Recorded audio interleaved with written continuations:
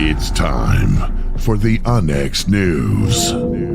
Extraterrestrials, time anomalies, dimensions, remote viewing, UFOs, UAPs, and USOs, ghostly encounters, abductions, Bigfoot, and more. Your end of the week news source for everything unexplained.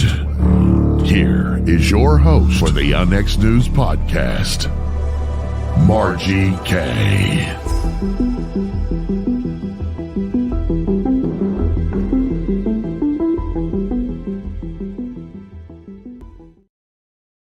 Welcome to Unexplained News. I'm your host, Margie K. We are here every Friday evening at 6 p.m. Central Time. And most of my shows are live, as you are aware, and of course tonight is no exception. I have a most excellent guest this evening that I think you're going to find fascinating. If you're into the paranormal at all, you're going to want to stay tuned for the entire show. Andy Thomas is one of the UK's best-known researchers and speakers on unexplained phenomena and cover-ups, making these subjects accessible and refreshingly unpolarized. He has given thousands of lectures in Britain and around the world for more than 3 decades. Andy's the author of many books, including his latest title, Strange, one of the broadest assessments on people's everyday paranormal experiences. Andy has made numerous radio and TV appearances over the years. Mainstream spots have included programs on the BBC, ITV, NBC, History Channel, National Geographic, Vice, and Sky. Welcome to the program from the UK, Andy Thomas. Great to be here. Thank you. Well, thank you so much for joining me tonight. And I know it's very late for you where you are right now. So I appreciate you taking the time to join us this evening. You have a new book out. Of course, you've written a number of books, which we will eventually talk about. But let's start with, how did you get interested in the paranormal? So I got drawn in well over 30 years ago now by crop circles and UFOs. And it was really, that kind of thing that made me aware of people who were studying all kinds of other paranormal things. And I realized just from my own experience with crop circles that, the mainstream media didn't discuss them properly. They didn't give the truth about them. It was always one-sided. It was always debunking. And I thought, well, if they're doing that, something like that, they must be doing it to anything deemed paranormal. And of course, Then you start to investigate one branch of the paranormal, and before you know it, you're meeting people who are investigating all of them. And I became fascinated by the whole thing and just wanted to get a good, broad look at it. And before I knew it, there I was giving talks about it, writing books, and my life took a whole different turn to what I ever thought it would. And what type of work were you doing before you got involved in this? So I was very much working in the music world. I was a musician, but I also wrote music for various projects, and then got into PR.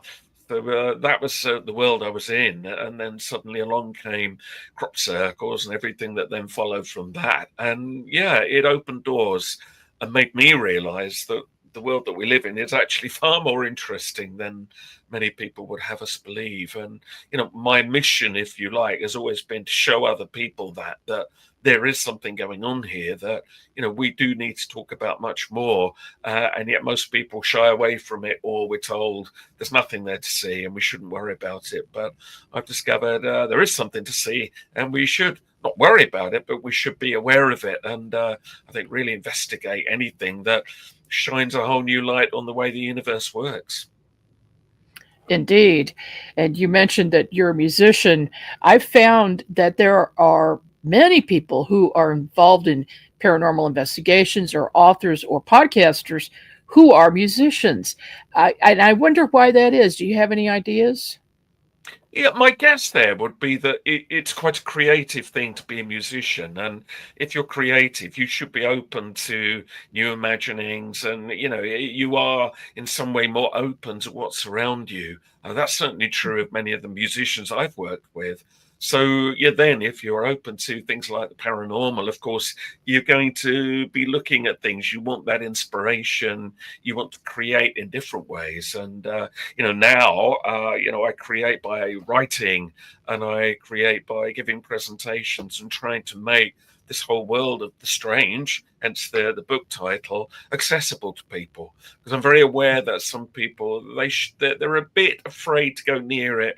The media always puts a sort of spooky atmosphere around it, which sometimes they can be, of course. But equally, it can be truly fascinating. It can be beautiful sometimes, the paranormal, and it makes you look again at the way that the whole world that we live in ticks, and just to make people look again at that, I think it's a really important thing to do, especially in this world today where so often you're closed down by skeptics, or you're told just to look at the material world or to look over there and over there, but not here. Whatever, we should of course be looking there. Right, exactly. Do you find that the world has changed recently and people are more open to discussing paranormal subjects? Yeah, something has given. I mean, I think social media, of course, for all the good and bad of it, what it did do was enable people to share things about experiences that they were having, but that previously there wasn't really an outlet for it. Short of meeting up with people or, magazines, and suddenly they could exchange, and you found that the unusual experiences that you were having were actually happening to other people as well. So that made a big difference. And of course, now, even if the mainstream still debunks and laughs, you could just put that aside and say, well, what is mainstream anyway? And more people now have the chance to share these ideas in their own way. And so gradually that is having, I think, a wider knock-on effects. I mean, just a good example of that here in England, we got the BBC, of course, which has been in the news of late. But even they, who were very closed to the paranormal for many years, they've started to cover it a little bit more, and there's programs about ghosts and things, and that's really new. And that, I think, that sort of identifies that they realize there is an audience for it, that rather than making fun of them all the time, perhaps they should open up to them and be there more for them, which is a good thing. I don't always like the way they cover it, but at least they are opening those doors. Yes, and there are a lot of good shows coming out of the UK as well. What is your new book Strange about, and why is a book like this needed right now? So, in a way, I've been very lucky because I was asked quite early on when I got involved with the world of investigating the unexplained, to be asked to give presentations. And people found out what I was doing and said, would you come along and talk about it? And before I knew it, without any planning, there I was addressing community audiences who weren't really, specifically targeted at anything unusual, but they just wanted somebody to come along and do something that was a bit out of the ordinary. And therefore, I became exposed to meeting so many just very normal, everyday people. And of course, because they'll see me standing up on a stage talking openly about these things, it opens them up, because a lot of people are afraid to share experiences because they feel somebody will make fun of them, as indeed sometimes that does happen. But when they've seen me being up there and open about it, and they see I've written books about it and whatever, they realize they can share things with me. So over the years, I realized people were telling me incredible stories, and I would then think, well, that's really similar to what I heard over there from that person. And gradually I thought, I need to write this down, because this is such a broad cross section of the population that, perhaps hasn't been covered before in this way. I need to record what they're saying. So I've been writing down their stories. People have been sharing their stories with me and emailing them to me. And Strange is really an analysis of all of that.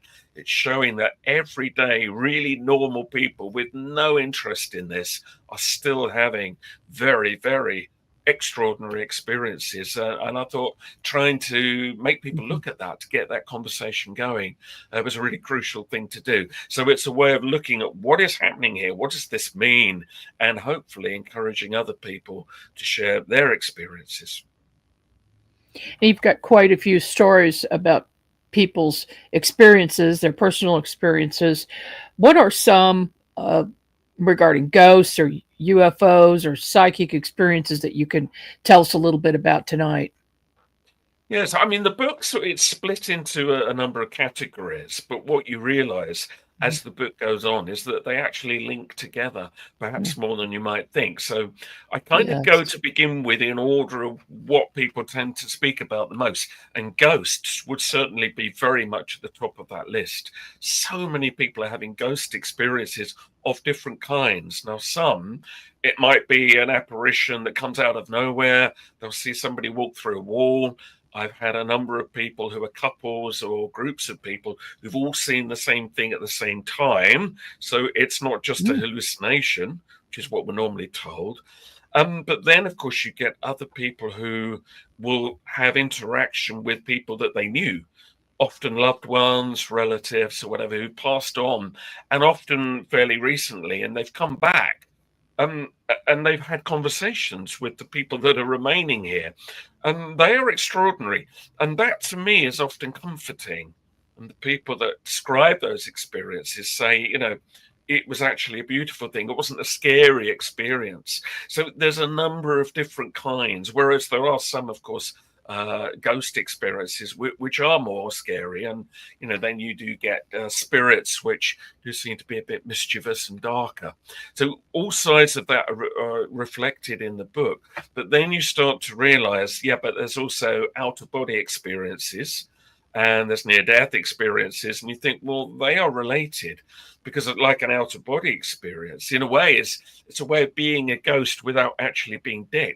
And I'm sure that and many of your viewers will know, the ability to project our consciousness is real. So what does that have to say about the way that reality works? And then you put that together with apparitions of, be it aliens, angels, whatever you hear described.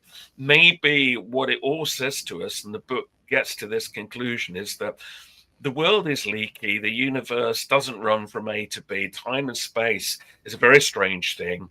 And entities clearly live within these multidimensional layers that come and go. And sometimes even we come and go, and we can project ourselves, or people report time slips, things like that.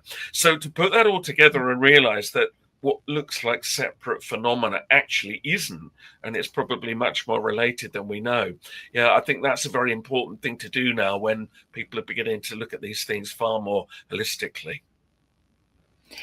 Yes, you've reached the same conclusion that a number of investigators I know, and and myself included, have come to, that all of these things are related. And when you have a person who has seen UFOs, seen and interacted with extraterrestrials or interdimensional beings, people who have passed on, their spirits, whatever you want to call them, it seems that the person themselves is responsible as far as their level of awareness or their level of consciousness. Are you finding that more and more people are becoming aware of these things?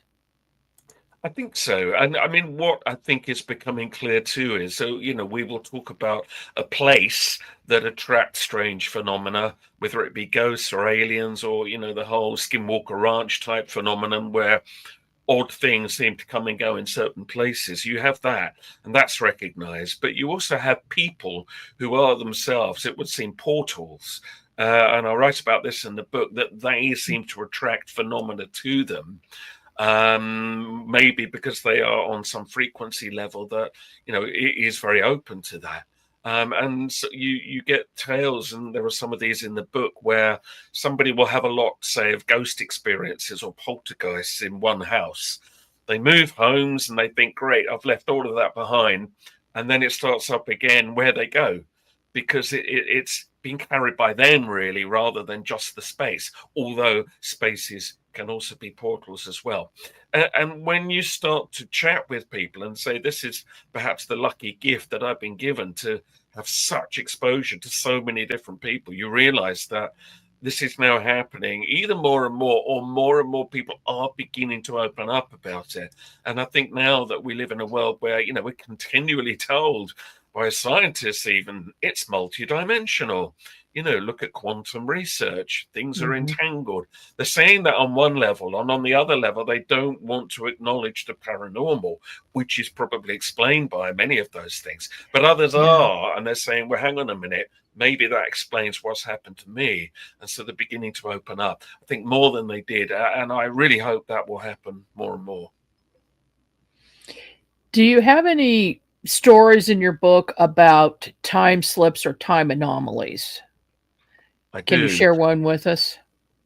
Yes, I mean, so obviously you could argue some ghosts that don't seem to be spirits, but seem to be just performing an action round in a loop. It's almost like you are seeing back through time, or even forwards in time sometimes. That's a form of a time slip that you are witnessing from the outside. But yes, there are tales in the book of people who have witnessed it from the inside. Now, I'll give you just one example of that. There was a chap called Tony who I knew well. And sadly no longer in this realm today.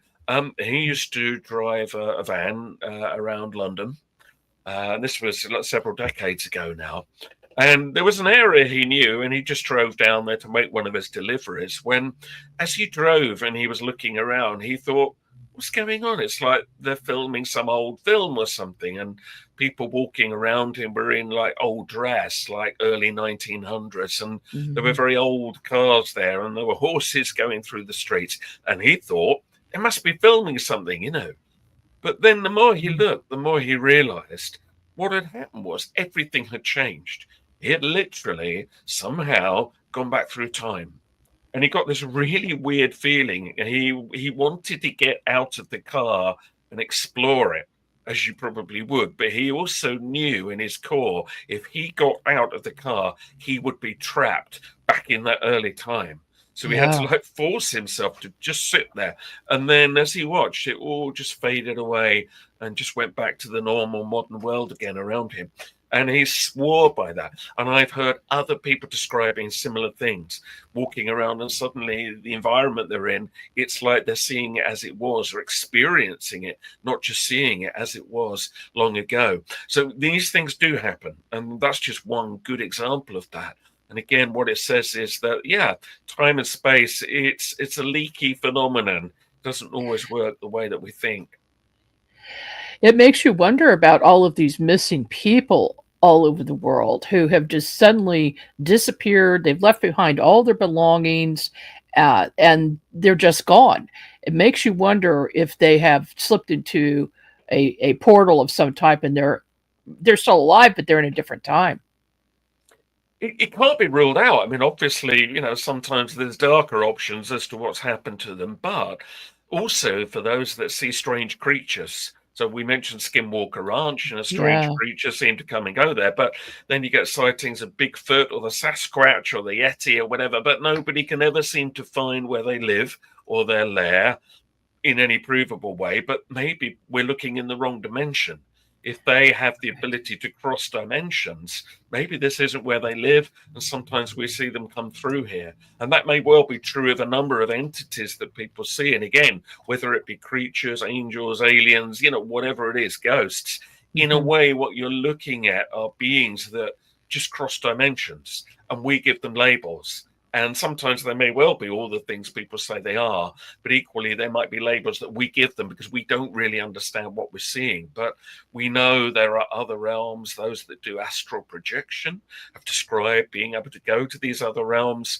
Just every now and then, it's like the doorway opens here and they come in here, or we sometimes occasionally cross over into their worlds. So, I mean, I think that we're always sort of seeing everything in one reality, but if it is a multi-reality, things are going to come and go. That almost seems perhaps an inevitability, really, rather than a strangeness on one ironic level. Do you ever find when you are working on an investigation or you're talking to witnesses that then you become part of the scenario? You become part of the investigation? I think not too badly. I mean, I'm very keen on trying to keep myself out of influencing what somebody is saying, or certainly what they are experiencing. I mean, I've had my own experiences of the paranormal, and in the book Strange, I relate some of those because they interrelate with other stories that I've heard from other people. So I've seen balls of light flying over crop circles. I've had my own ghost experience. I've had a premonition that was so real. It wasn't really a premonition. That was like a time slip where I experienced time twice. And I explain this in the book. And these things that have happened to me, that strangely, I didn't always think that much about at the time, but I realized they've made me far more open to listening to other people. Because what I have found is the tendency when somebody shares a story is for other people, yes, either to try to shape it into what they want it to be, or they leap in with denial. Well, that can't happen. You must have dreamt it. You must have been drinking, all of this. And that to me is what I try not to do. I try not to judge. And the accounts that I give in the book, I try to deliver without judgment, though I do try to then analyze it. And I had a panel of experts that came in to help me who are open to the paranormal, but also very scientifically minded to see, right, how could this be happening with our new understanding of the way science is opening up quantum realms and things like that. So there is analysis, but not judgment. It is not for me to say to somebody, no, that's not how it happened, because I wasn't there. If that's how something felt to them, that must always be respected. And I think we should always hear people before we start to sort of project our own version onto them. How do you get people to open up to you and tell you about their stories or their So, I mean, encounters? again, in a way, it's kind of come to me because I'm up there on platforms talking about this kind of thing. And people think, well, he's going to listen to me. And they'll often come up to me at the end of watching me give a lecture, and they'll often open with the words, listen, I've never told anybody this before, but, and they'll then share the story with me. And sometimes they will be standing next to their friends, and their friends will look at them and say, you've never told me that before. And it's because they haven't felt safe to share it. So in a way, I mean, I have over the years, of course, asked people, has anything happened to you? But mostly it's the other way around. People come to me and they share stories, or, they will know of me and they will email me and say, well, this has happened. And of course, I have to exercise discernment, because although I don't like to judge, equally, you have to think, is this person being genuine? Does this sound like this is coming from an authentic place? And everything that's in the book, they are the ones that I felt really were authentic. Anything I had any doubt about, I didn't include. But and you will know this, when somebody is speaking from the heart and they're just sharing something genuine that happened to them, when that is the case, you can tune into that and you can feel that. And they're just desperate in a way to share these experiences. It's almost like they just feel they need to express it to somebody, and often they've sat on these stories about things that have happened to them all their lives and never felt safe to share it. So it's a nice moment when somebody does, because I feel very honored by that they feel safe enough to do that. And so really the book Strange is the culmination of years of this, of people sharing it. And I want to share something back now and try to get this out in the open and get conversations going about it. You mentioned your scientific panel. Can you tell us who some of the scientists are? So for certain, one of them is Dr. John Cole. I mean, he is a physicist. He was a maths teacher at a very big school here in England for the years. But again, he is also happily, and this is not always the case, but he is open to the supernatural, if you want to call it that, the paranormal and the spiritual. And he will come in and say, well, look, there is a way that this could happen. So he was one good example of that. The other was a chap called Chris Connolly. Chris is a space scientist. He works on space missions here in England, but he is also a medium. And he has to kind of keep that quiet, really, for much of his time in the world that he moves in. but he's found a way to meld them together. And if you look Chris Connolly up, you'll find that he's doing scientific experiments, very important ones, I think, to show that mediumship does actually change the brain. It's recordable on instruments, that something is happening, that is not just somebody making something up. There is an actual shift, a change coming in. And he's trying to demonstrate that scientifically, because he knows that if that can be done, it's going to be taken more seriously. And he moves in the world of science. And then the other chap who is involved, who I've worked with for many years on and off, is Michael Barry Reynolds. And he is a statistician.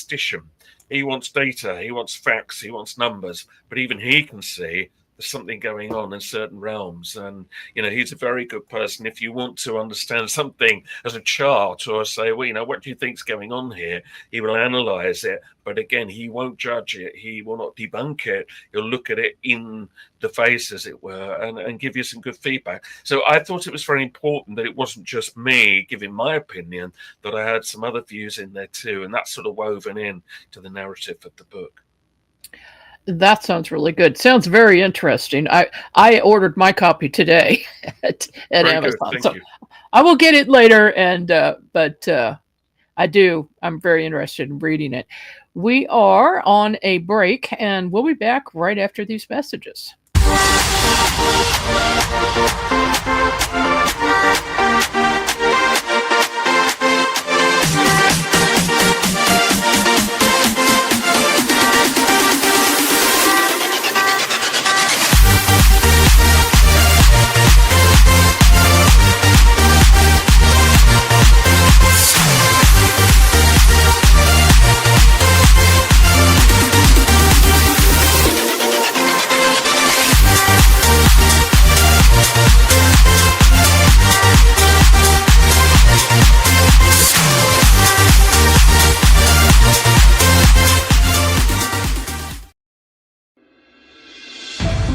The new book, How to Research a Haunted House by paranormal investigator Margie Kay and professional researcher Violet Wisdom, is now available from Unex Media. This one-of-a-kind book explains how to do research on a house with uncommon methods and resources used by historic home researchers, and how to determine who may be doing the haunting and why. How to Research a Haunted House can be used by homeowners, renters, investors, and it should be in the library of all professional paranormal investigators. Get this unique book at unexmedia.com or amazon.com. That's unexmedia.com or amazon.com. Behind every ghost story and creature feature lies a far more terrifying truth. The real monsters wear human faces.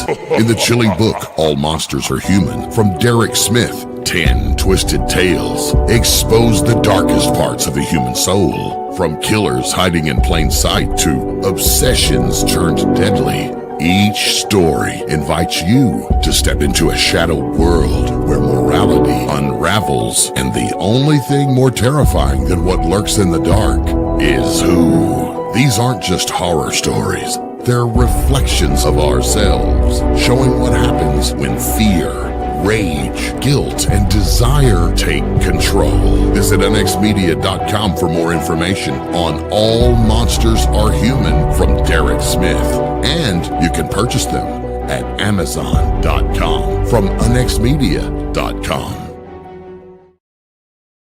We are back with the next news. I'm your host, Margie Kay, and with me this evening is Andy Thomas. He is an author, and we're talking about his latest book, Strange, at the moment. And I'm going to pull up that picture right now of the book as soon as I can find it. Here we go. Okay. That is a nice cover. And I like the center part where you're kind of looking through a distorted lens. I assume that was well planned.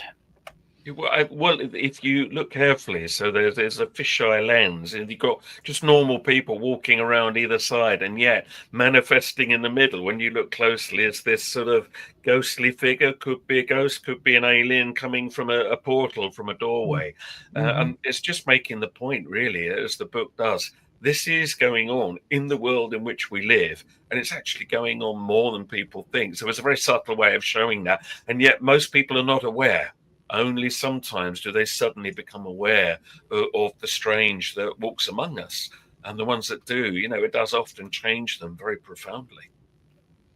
Oh, yes. I've talked to a number of people who never had anything strange happen to them. And then all of a sudden, boom, like they see a UFO or they see a ghost. And they come to me and say, it's real. It's real because they experienced it. Yes.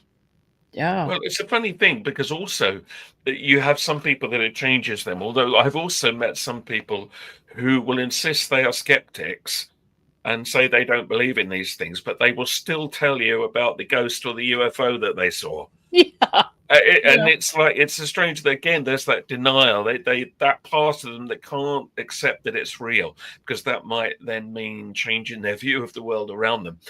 So it's funny. And I hear that a lot. They'll say they're a skeptic, but then you realise well they're not really, but they still insist that they are. But there we are. That's their choice. Mm-hmm. Now, let's talk about AI for a minute. Do you think that AI technology is going to help us in paranormal or research? So as the book progresses and you get towards the end of the book, I start to look at, well, what is the future of paranormal research? Where's it going to go? And look, AI is a big issue for our world. We know it is. It's going to put a lot of people out of work.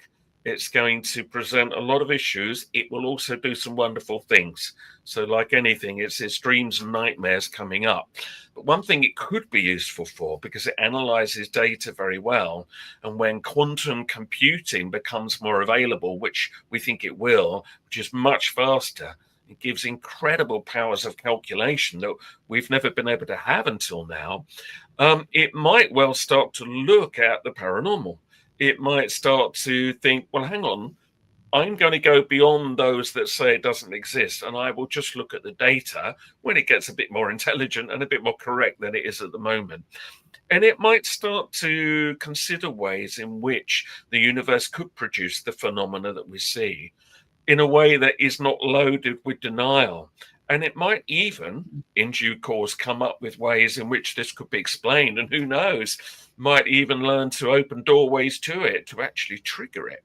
Now, maybe that's a little further down the line yet. We're not there yet. But I do think it will be fascinating what it discovers. And many of the things that, people have denied, it might look at and say, yeah, but hang on, this wasn't considered, that wasn't considered. And it will do it, we hope, without any bias. The problem we have at the moment is that a lot of AI is programmed with bias. But I hope that a time will come where it isn't, and it will be intelligent and powerful enough to see beyond that. And what it reveals could be extraordinary. And I mean, if it learns eventually, and again, we're going a long way ahead here, but to manipulate time and space itself, it might even learn to become psychic. I know some people think a computer could never do that, only we, organic life, could. And maybe they're right. I mean, I don't know. But it's possible that, it might transcend all of that one day. And, that last big chapter, it really does look at, what is the future of thinking, really, as well as investigating the paranormal? And the implications are huge. We're only just at the infancy of AI, the world that we're moving into. And there is a discussion of that. And so it is unsettling in many ways. And I recognize that. And the book's honest about that. But it also offers opportunities that maybe we've not had before. So, yeah, we're moving into unsettling, but also very exciting times. And I do think in due course, yeah, paranormal research will probably benefit from AI in the end. I can see that. And I'm thinking that AI will learn about other dimensions and our theories about time and space. And then it will want to explore that. And Right. Yes. I can see AI doing time travel much more easily than humans. Well, the You thing never know. is, I mean, so already with quantum computing, it has calculation powers, things that would have taken decades for a person to have worked out, it can do in seconds. So with that kind of calculation power, yeah, if there is anything that opens portals up between dimensions or whatever, sooner or later it's going to work out how that works. And when it does, it might just say, and here's how you do it. And we might find that that completely changes the way we interact with reality. So I don't think this is next week, but I don't think so far in the future that it can't be imagined. And I certainly think, yeah, it's quite a ride that we've got ahead. But of course, it also brings many dangers too. But so let's hope we get over those first. Absolutely. You've written several books. I'm not quite sure how many you've written, but one of them caught my eye, Conspiracies. Tell us a little bit about what this is. Yeah, so I mean, over the years, and it began again because I got involved with things like crop circles and, whatever people think, and I know many people are very skeptical, what I realized was they were not being represented correctly. And I've realized that that's true with the paranormal in general. And then researching those things, I began to meet people who were researching conspiracies. Now, this was before it became the big world of social media that we're in today, where nearly everything's conspiracy theory.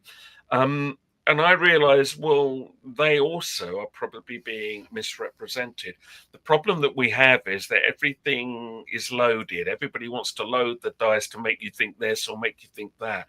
And what I've always tried to do is just stand back from it and say, what's the overall picture here? What's the real evidence here? Again, without trying to be too judgmental, but trying to hear out all sides. The book that you showed there, Conspiracies, and also it's a sequel, which is called The New Heretics, which looks at why people believe what they believe. It makes a case that when you look back through history, certainly there have been some conspiracies. To say that there are none today and that it's all madness is clearly not true. Which ones you believe in, I mean, it comes down to your personal view on one level, but it also must come down to evidence.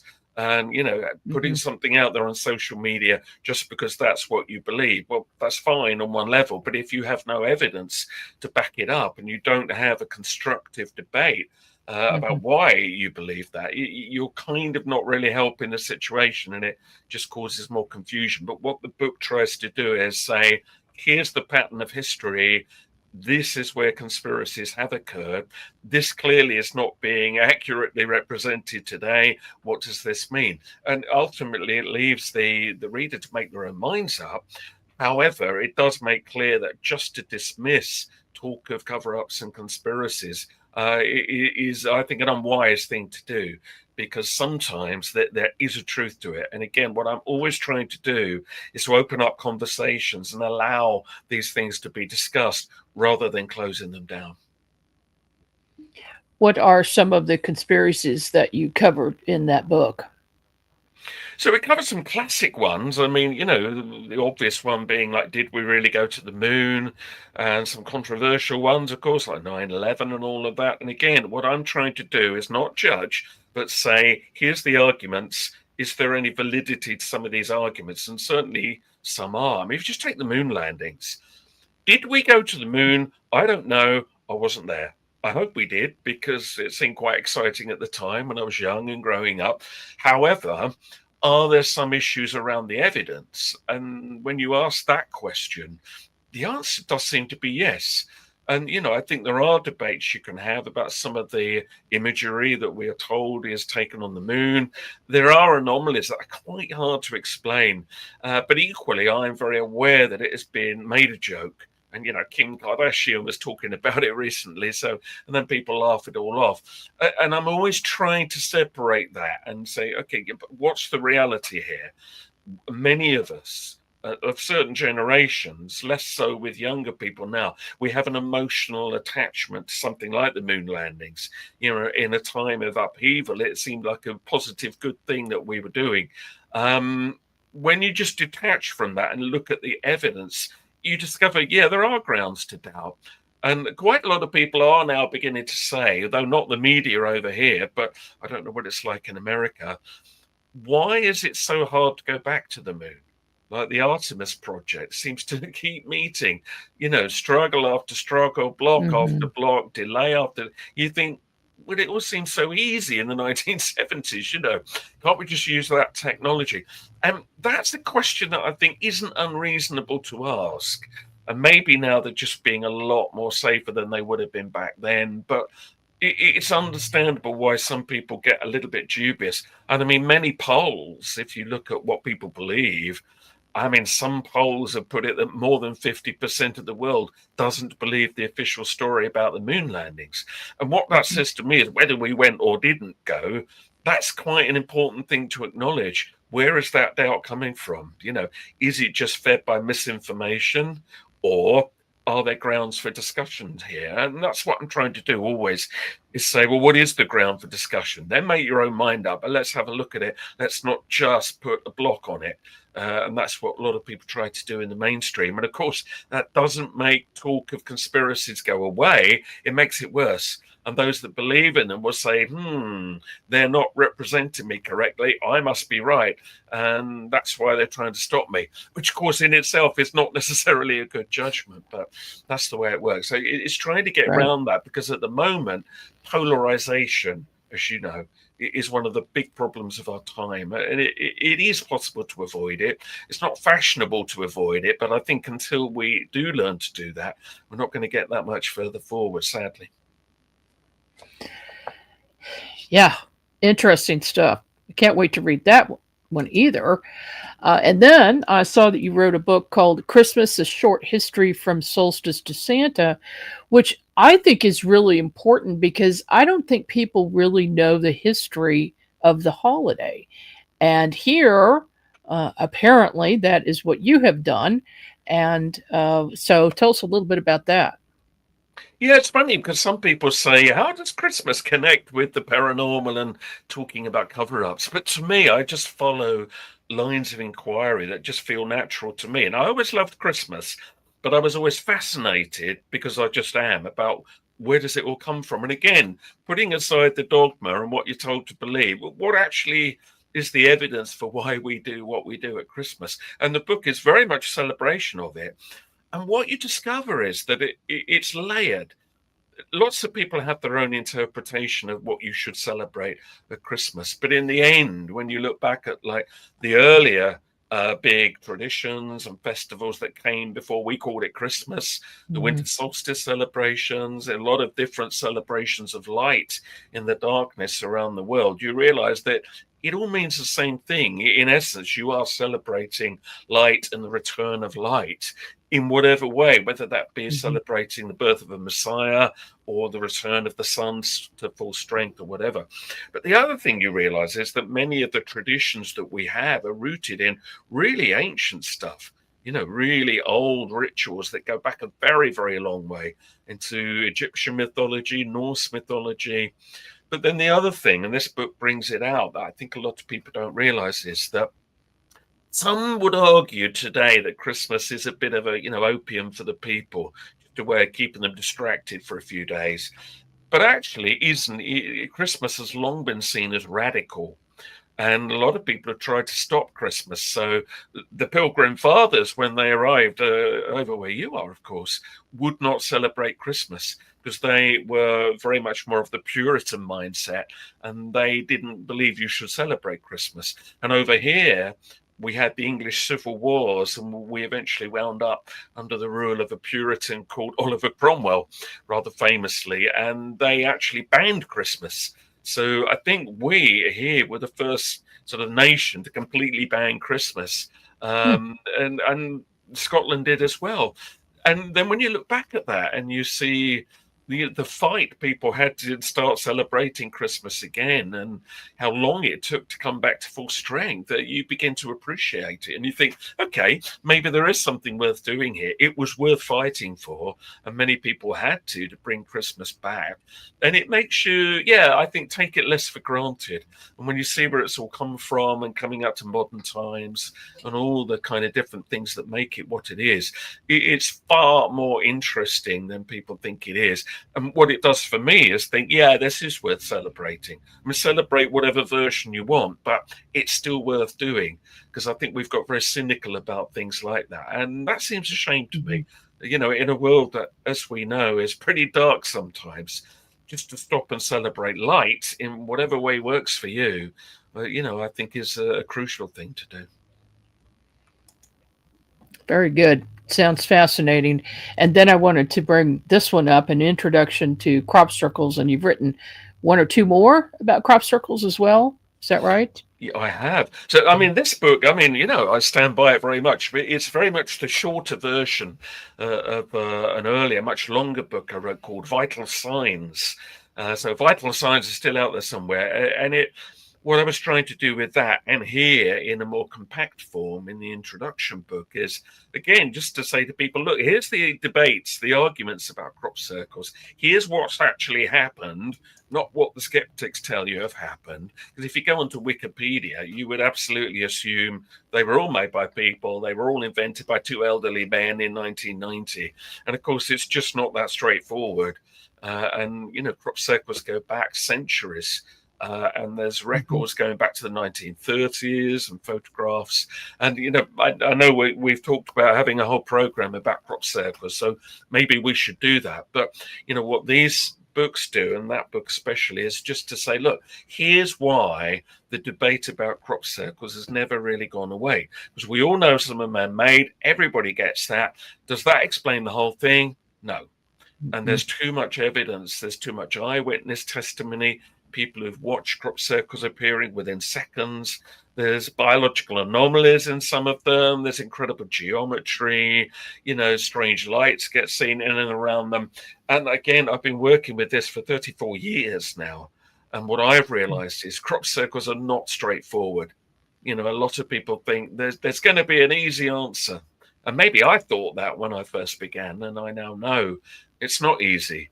And that's why it's still debated. And I think it is fascinating that even now you get so many skeptics still trying to attack it, desperate to prove they're all man-made, and yet they never quite can. But that desperation says to me that there is something about crop circles, therefore, that should be looked at. Because you can always be sure that if somebody doesn't want you to talk about something, there is something worth talking about. And, that's a good example of that. Have you been inside a crop circle? Many hundreds, yes. So, I'm less active than I am today, because life's busy and there's lots of things going on. But I spent many years, just going to every crop circle I could, photographing them, measuring them, surveying them, taking samples. So, absolutely. I've been into many, many crop circles over the years and lived to tell the tale. Well, that's good. That's one of the things that I would love to do, but in the United States, we have very few, at least very few that are reported. And I do know some people who are farmers who tell me, oh, yes, in 1975, we had a crop circle in our field, and we immediately, got rid of all the evidence because we didn't want anybody thinking we had aliens here, or something like that. That happens a number of times. They seem to be more hush-hush about it here in the US. You have definitely had crop circles over the years, and a very good researcher called Jeffrey Wilson did a lot of work documenting them. It's certainly been quiet in more recent years. It is extraordinary. You have miles and miles of fields, and yet not that many crop circles. But I'm sure that, yes, some have just not been reported, and in a very remote area. The last thing a farmer wants is everybody arriving there and damaging their fields, so they just get rid of them as quickly as they can. So I'm sure many more get missed. Here in England, we do get far more crop circles. We do seem to be crop circle central for whatever reason, and maybe we'll talk about that in another show. But, it's more compact. It's easier here to find them. It's harder to miss one. Although even there, sometimes they do. But yeah, America, you're not a hotspot, but there have been times where you've had years where there's been a few more. For instance, in Ohio, near the Serpent Mounds, which the sort of ancient mounds you have there. There was a spate of crop circles at one point back in the 1990s. So it does happen. But yes, for some reason, you're not gifted that much with them. But it might be geological. There's a lot of debate about why some areas get more than others. It's not that one place is better than another. There's probably various qualities which are playing a role there. Are there any paranormal hotspots where if somebody wants to have an experience, they could go to and perhaps get lucky and have an experience? So, I mean, if you took something like, UFOs, obviously we know there are definite areas where many of those are seen. We have hotspots like that here in Britain. You have your own in America. And of course, if you're anywhere near somewhere like Area 51, are they testing something? Are they alien? Well, that's another debate. But, a lot of strange things do get seen flying around there. And again, this is something which is now a really hot topic. And, we've just seen the movie come out, The Age of Disclosure, which is trying to get a really sensible debate going about it, because so many high-level people are now seeing these things. So you've got that side of it. You've got areas where more crop circles appear than others, and especially in the West Country of England, that seems to be the main hotspot. And people also see strange lights and things there.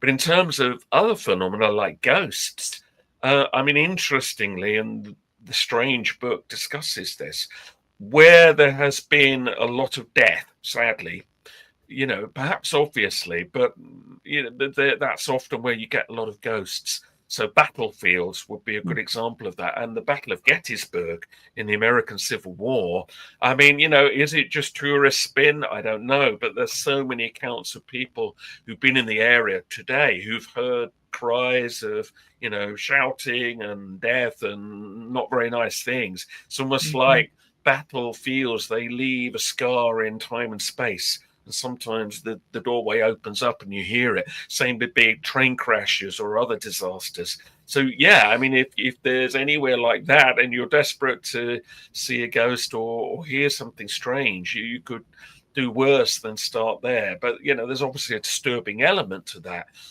So you better be steeled for whatever happens. And I'm well aware there is always some mythology which is stirred up around these things. However, I have heard from a number of people, and again, it's in the book, who have experienced the sounds of battle and very strange sightings where there were battles where they didn't even necessarily know that was the case until later. So, yes, something about traumatic deaths will often leave ghosts of that kind that seem a little bit stuck between dimensions. And I'm sure you will have discussed this on previous shows with other speakers. When you leave this world calmly and gracefully, it seems to be a better transition. If you end your life in a very quick way or a very unpleasant way, you're more likely to be left as a ghost for whatever reason, which I discuss in the book, Possibilities. But it is fascinating. So the way we go does seem to matter if there's any choice in it. And of course, sometimes there isn't. I've also noticed in some of these shows and then also in visiting England that a lot of the castles are haunted.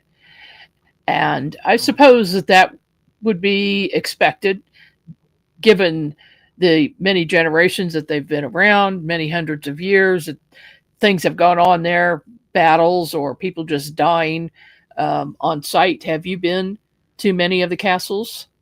Yeah, I love castles anyway. History is something that I'm absolutely fascinated by. And we are lucky because we've got castles everywhere. And where I grew up in a town called Lewes down here in England, I had the castle on the horizon. You just grew up with castles, So, yes, they are places, a lot of them were used for centuries. So there's a lot of activity. And if battles were there, again, you've got that disruption there. But yeah, there's other places. Interestingly, wherever there has been a lot of human activity, you will often inevitably, I suppose, get more ghost or paranormal activity. And another place where you tend to get that, and this is in the book, are hotels.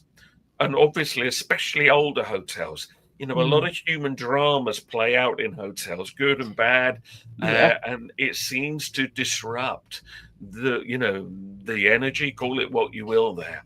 And yeah, there's several stories about very strange experiences in hotels. So, anywhere where there's been a lot of focused human activity, of course, that's going to be far more likely to be a portal for the strange. Mm-hmm. Andy, where can people get your books? Well, I mean, you can find them in all the usual places that sell books. Strange is available in America and Britain and Australia, around the world, Amazon, anywhere like that, Barnes and Noble. Yeah, I mean, just look me up. And if anybody wants the short version to them to understand where you can buy them, have a look at my website, which is truthagenda.org. Truthagenda.org, and that you can find all about Strange and my other books and my other work, and there's lots of videos to watch and articles to read. So yeah, I'm out there. Just look up the book Strange anywhere that sells books, and you will find it. And the subtitle is Paranormal Realities in the Everyday World, which kind of tells it like it is, really. And that is the name of this broadcast. And I thank you so much. It's fascinating speaking with you. And I look forward to reading your books and having you back in January to talk about crop circles. That would be great. Thank you. All right. Thank you so much. And that will do it for this evening. I will see you here again next week.